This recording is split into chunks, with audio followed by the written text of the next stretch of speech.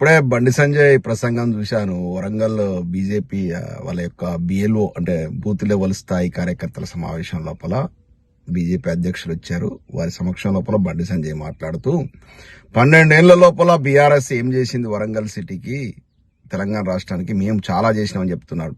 బండి సంజయ్ ఒకసారి గుర్తు చేసుకో, ఎడపోయినాయా విభజన హామీలు, ఎక్కడ పోయిందయా బయ్యారం ఉక్కు ఫ్యాక్టరీ, ఎక్కడ పోయిందయా ఐటీఐఆర్ ప్రాజెక్టు, హైదరాబాద్ కు రావాల్సిన ఐటీఐఆర్ ప్రాజెక్టు ఎక్కడ పోయింది? ఉత్తుత్తి వేగన్ల ఫ్యాక్టరీ కాదయా, కోచ్ ఫ్యాక్టరీ ఎక్కడ పోయా కాజీపేటది?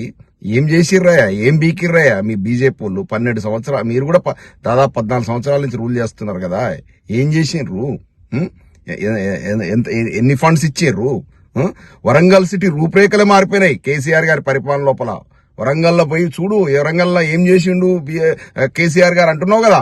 అక్కడ సెంట్రల్ జైలు ప్రాంతం లోపల కట్టినటువంటి ఆసుపత్రిని చూడు. మొత్తం భారతదేశంలో నీ బీజేపీ పాలిత రాష్ట్రాల్లో ఎక్కడైనా అట్లాంటి ఆసుపత్రి నరేంద్ర మోడీ కట్టినో చూడు, పోయి చూడు. కలెక్టర్ సముదాయం చూడు, మొత్తం మన జిల్లా సచివాలయం చూడు వరంగల్ది, తెలుస్తుంది ఏం చేసిండు. వరంగల్ రోడ్లు చూడు, వరంగల్ చుట్టూ ఉన్నటువంటి రింగ్ రోడ్ చూడు. వరంగల్ అభివృద్ధి చెందిన టెక్స్టైల్ పార్క్ ఎవరు తీసుకొచ్చారు? కేసీఆర్ గారు కదా. వరంగల్ అభివృద్ధి చెందిందంటేనే కేసీఆర్ గారి వల్ల.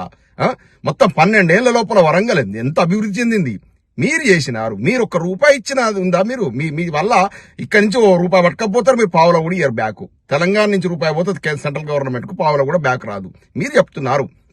ఈ బండి సంజయ్ లాంటి వాళ్ళ మాటలు కనుక విన్నట్టు, సొల్లు ముచ్చట్లు విన్నట్లయితే మన బతుకు ఆగమైతుంది. ఏం చేసిండు? ఏమైతుంది వీళ్ళ మాటలు ఓట్లేస్తే? ఏం లేదు, ఒకటే నినాదం జై శ్రీరామ్. కానీ మన కేసీఆర్ గారి ఇక్కడ పెద్ద హిందూ ఎవరు లేరు.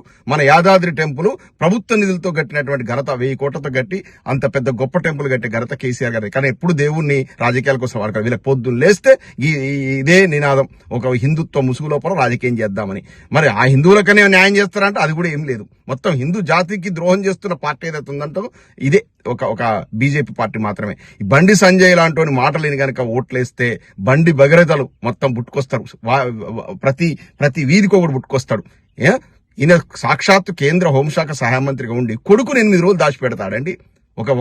ఒక ఫోక్సో కేసులో ఇరుక్కున్న కొడుకును 8 రోజులు దాచిపెట్టి ఏం సందేశం ఇచ్చిండు? మళ్ళీ ఇవాళ సిగ్గు లజ్జ లేకుండా వచ్చేసి బహిరంగ సభలో తొడలు కొట్టి మాట్లాడుతున్నాడు, అది ఇదని మాట్లాడుతున్నాడు. ఫస్ట్ నీ కొడుకుదంతని చెప్పు. నీవైతే నీకు ఏమాత్రం చిత్తశుద్ధున్నా కూడా, నిజంగా నువ్వు స్వచ్ఛమైన హిందువు అయితే, నిజంగా నువ్వు జై శ్రీరామ్ నీ స్వచ్ఛమైన నోటితో పలికేటోడు అయితే రాజీనామా చేయి. నీ కొడుకు ఉదంతో రాజీనామా చేయి, సచ్చీలత నిరూపించుకో.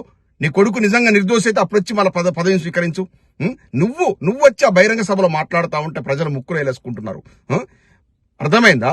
కాబట్టి ఇటువంటి మత ఛాందసవాదుల మాటలు కనుక విని మనం ఓటేసినట్లయితే వరంగల్ నగరం అనేది మరొక మత సామరస్యానికి వేదికైనటువంటి వరంగల్ నగరంలో విధ్వంసం జరుగుతుంది. ఇటువంటి మాటలు వినొద్దు. అభివృద్ధి ప్రదాత చావు నోట్లో తలబెట్టి తెలంగాణ తీసుకొచ్చిన కేసీఆర్ గారి వల్లనే తెలంగాణ డెవలప్మెంట్ సాధ్యమైంది. భారతదేశంలోనే ఒక అభివృద్ధిలో, సంక్షేమంలో ఉత్తమ రాష్ట్రంగా అప్పుడు ఒక వెలిగింది 12 సంవత్సరాల కేసీఆర్ గారి పాలన లోపల. మళ్ళీ ఈ రాష్ట్ర కాంగ్రెస్ పాలన వచ్చినాక ఈ యొక్క కాంగ్రెసు, ఈ యొక్క బీజేపీ రెండు కోహనా జాతీయ పార్టీలు ఆడుతున్న నాటకంలో భాగంగా కేసీఆర్ గారిని ఓడించి కాంగ్రెస్ ని గద్దెనెక్కించిందే ఈ బీజేపీ పార్టీ. వీళ్ళంతా కుమ్మక్కు రాజకీయాలు. పొద్దున్న లేస్తే ఈ యొక్క రేవంత్ రెడ్డి గారు నరేంద్ర మోడీ గారి, చంద్రబాబు గారి కడిసనలో పనిచేస్తూ తెలంగాణ రాష్ట్రాన్ని మొత్తం సర్వనాశనం చేస్తున్నాడు. చిత్తశుద్ధి ఉంటే 6 గ్యారెంటీల మీద వీళ్ళు పోరాటం చేయాలి.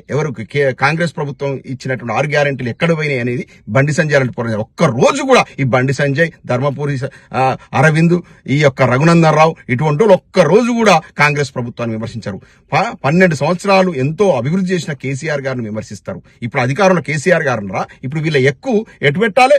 వీళ్ళు ఎవరిని విమర్శించాలి? కాంగ్రెస్ ప్రభుత్వాన్ని విమర్శించాలి. కాంగ్రెస్ ప్రభుత్వాన్ని ఒక్క మాట అన్నారు. ఇదంతా కుమ్మక్కు రాజకీయం కాదా? ఇవాళ ఈయన కొడుకు ఎట్లా బయటకు వచ్చిండు?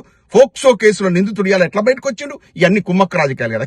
కాంగ్రెస్ బీజేపీ రెండు ఆడుతున్న నాటకం. కాబట్టి ఇప్పుడు గురుదక్షిణగా కేసీఆర్ గారు తిడుతున్నాడు. ఈయన ఎవరి మీద ఏ ప్రభుత్వం మీద ఎక్కువ పెట్టాలా?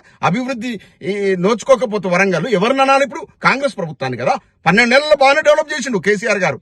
అది వరంగల్ ప్రజలకు తెలుసు. రానున్న రోజుల లోపల మీ 2 కుహనా జాతీయ పార్టీలు బీజేపీ కాంగ్రెస్ లో కర్రు గాల్చి వాత పెడతారు.